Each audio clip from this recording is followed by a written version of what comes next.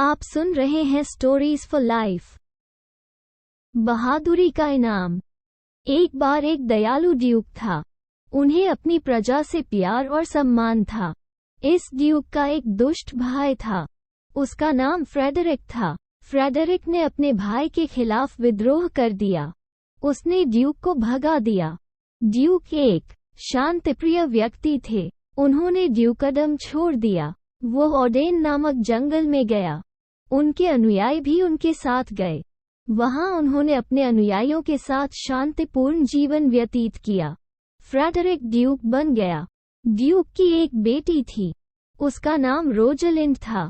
Frederick की एक बेटी भी थी। उसका नाम सेलिया था। रोजलिंड और सेलिया बचपन से ही एक दूसरे को पसंद करते थे।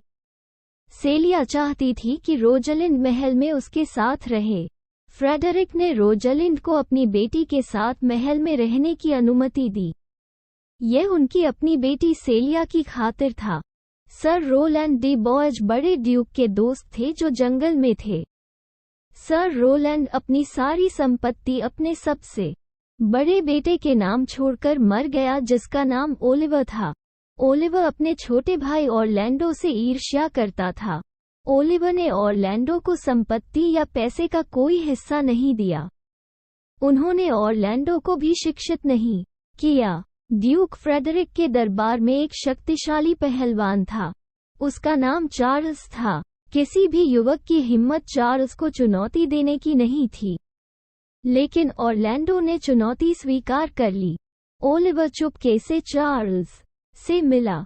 उसने चार्ल्स को ऑरलैंडो के लिए सबसे बुरा करने का निर्देश दिया। कुश्ती की जगह पर बहुत सारे लोग थे। ड्यूक फ्रेडरिक भी वहां थे।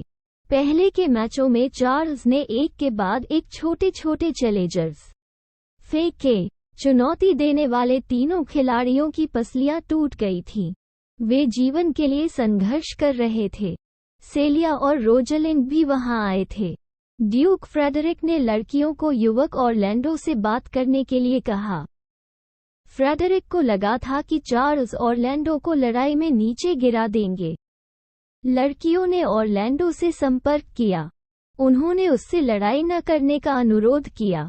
ऑरलैंडो ने धीरे से मना कर दिया। उन्होंने कहा, मेरी देखभाल करने वाला कोई नहीं है।